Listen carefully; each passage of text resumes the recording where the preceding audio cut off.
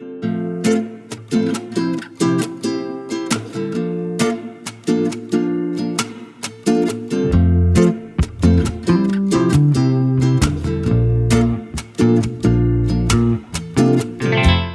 a todos, bienvenidos a nuestro canal de filosofía, donde hacemos que los conceptos complejos sean fáciles de entender. Hoy vamos a hablar sobre un término fundamental en la filosofía griega antigua, el arché. ¿Están listos? Vamos allá. El arché es un término griego que significa principio o origen. ¿Pero principio de qué? Pues los filósofos presocráticos que vivieron antes de Sócrates estaban obsesionados con encontrar el principio fundamental de todas las cosas, el elemento básico del que todo proviene. Imaginemos por un momento que vivimos en la antigua Grecia. Observamos la naturaleza y nos preguntamos, ¿de dónde viene todo esto? ¿Cuál es el origen del universo? Los primeros filósofos tenían diferentes teorías sobre cuál era ese principio básico, ese arché. Comencemos con Tales de Mileto, quien vivió alrededor del siglo VI a.C. Tales propuso que el arché de todo era el agua.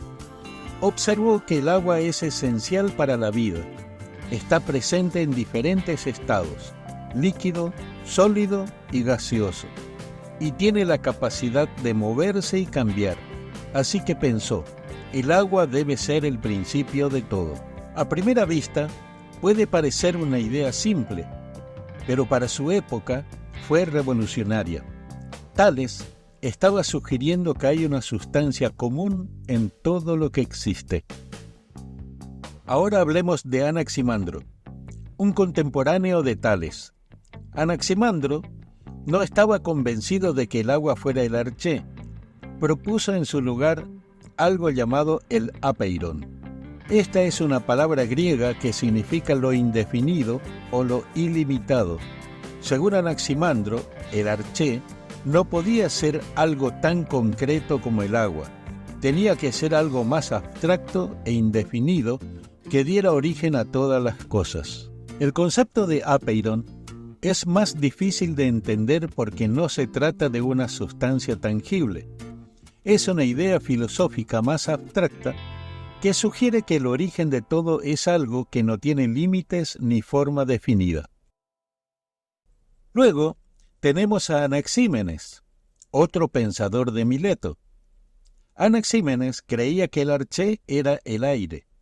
Observó que el aire es vital para la vida y que puede cambiar de forma cuando se comprime o se expande.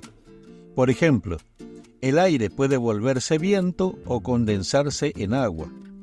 Esta capacidad de transformación hizo que Anaxímenes pensara que el aire era el principio de todas las cosas. Anaxímenes continuó la idea de buscar una sustancia física, pero su elección del aire muestra un desarrollo en el pensamiento sobre cómo un elemento básico podría transformarse en otros elementos. No podemos olvidar a Heráclito, quien propuso que el arché era el fuego. Heráclito veía el universo en constante cambio, y el fuego, con su naturaleza transformadora y dinámica, simbolizaba perfectamente este cambio perpetuo. Su famosa frase, "todo fluye", captura su visión de un mundo en continuo movimiento y transformación.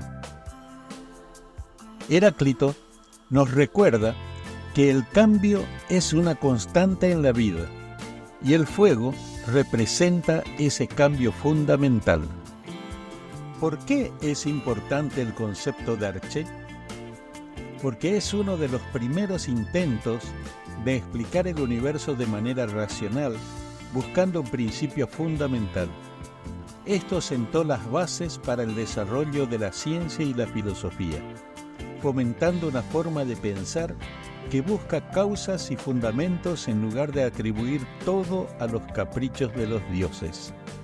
Además, estos primeros filósofos nos enseñan la importancia de la curiosidad y de cuestionar el mundo que nos rodea.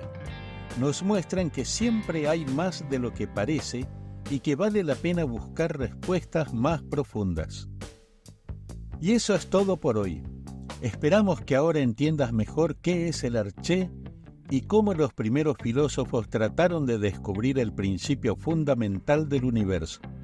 Si te gustó este video, no olvides darle like, suscribirte y activar la campanita para no perderte nuestros próximos episodios. Hasta la próxima.